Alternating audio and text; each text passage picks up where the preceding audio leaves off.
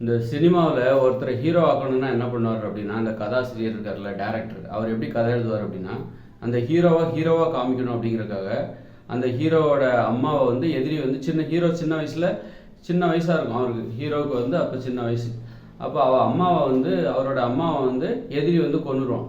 அம்மாவையும் அப்பாவையும் எதிரி கொன்றுவார். அப்புறம் தங்கச்சி, அந்த அந்த ஹீரோவுக்கு ஒரு தங்கச்சியோ அல்லது அக்காவோ இருப்பாங்க. அந்த அக்காவை வந்து எதிரி வந்து கற்பழிச்சிருவார். இதை வந்து சின்ன வயசில் ஒரு 2-3 வயசில் 4 வயசு இருக்கும் அந்த ஹீரோ பார்ப்பார். பார்த்த உடனே பழி வாங்கணும் அப்படின்னு சொல்லிட்டு பிற்காலத்தில் வளர்ந்து அவர் எதிரியை பழி வாங்குவார். அப்போது ஒரு ஹீரோவாக காமிக்கணுங்கிறதுக்காக ஒரு கதாசிரியர் என்ன பண்ணுறாருன்னா, அந்த ஹீரோவோட அம்மா அப்பாவை கொலை பண்ணிடுறாரு. அப்புறம் அவர் தங்கச்சியை கற்பழிக்கிற மாதிரி கதை எழுதுறாரு. அப்புறம் அவர் வந்து ஹீரோ வந்து தன்னை நிரூபிக்கிறதுக்காக பழி வாங்குறதுக்காக வளர்ந்து அப்புறம் அந்த எதிரியை பழி வாங்குறாரு. இப்படி தான் நிறைய கதைகள் நம்ம பார்த்துருக்கோம். அப்போது ஒரு கதாசிரியரோட மனநிலையை பாருங்கள், ஒரு டேரக்டரோட மனநிலையை பாருங்களேன். ஒரு ஹீரோன்னு நிரூபிக்கணும்னா அந்த ஹீரோவோட அம்மா அப்பாவை சின்ன வயசில் அம்மா அப்பாவை கொன்றுடணும், அல்லது அக்காவோ தங்கச்சியோ இருக்கும், அந்த தங்கச்சியை கற்பழிச்சிரு.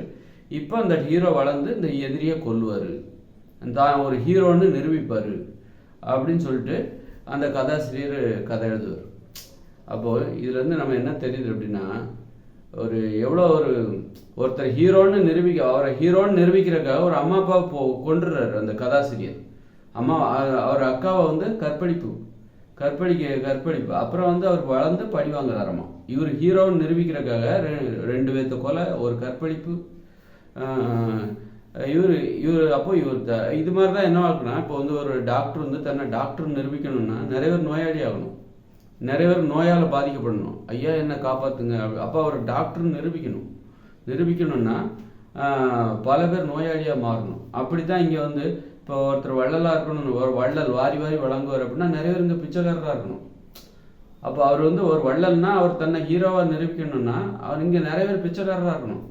அதை அவர் விரும்புகிறார். எப்படி ஒரு கதாசிரியர், ஒரு டேரக்டர் யோசிக்கிறார் பாருங்க. ஒரு ஹீரோவை வந்து ஹீரோவாக நிரூபிக்கணும், பழி வாங்கினா தான் அவர் ஹீரோ. அப்போ அதுக்காக என்ன பண்ணுறாரு, சின்ன வயசில் அப்பா அம்மாவோட ஆதரவு சின்ன வயசில் ரொம்ப தேவை. அந்த வயசில் அப்பா அம்மா கொல்ற மாதிரி கதை எழுதுறாரு. அப்புறம் வந்து அக்காவே தங்கச்சியோ கற்பழிக்கிற மாதிரி கதை எழுதுறாரு. வீட்டை கொளுத்தி விட்டு அந்த எதிரியை வந்து போயிடுறாரு. அப்புறம் அந்த ஹீரோ கஷ்டப்பட்டு வளர்ந்து அப்புறம் பழி வாங்குறாரு. இப்படி தான் வந்து இதுதான் வந்து ஒரு மருத்துவர் வந்து என்ன பண்ணுறாரு, ஒரு நோயாளிகளுக்கு சிகிச்சை செய்கிறார். நோயாளி எதனால் அவர் நோயாளியானார்?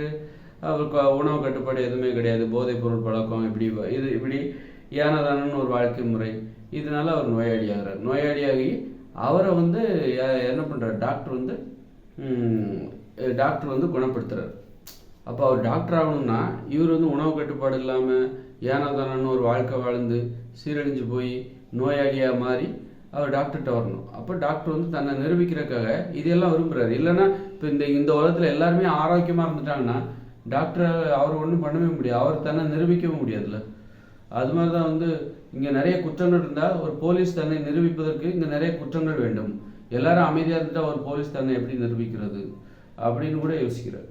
அதாவது இதுலேருந்து நான் என்ன சொல்ல வரேன்னா, தெளிவாக நான் எதையும் சொல்ல வரல, ஆனால் ஏதோ ஒன்று சொல்ல வரேன், ஏதோ ஒன்று பிடிப்படுது. ஒருவேளை நாளைக்கு கூட நான் என்ன சொல்ல வரணும், என்ன இதன் மூலம் நான் சொல்லணும் அப்படிங்கிறது நாளைக்கு கூட எனக்கு தெரியும். ஆனால் இன்றைக்கே சொல்லணும்னு எனக்கு ஆசை. நாளைக்கு தெளிவாக புரியும் போது நான் திரும்ப சொல்கிறேன்.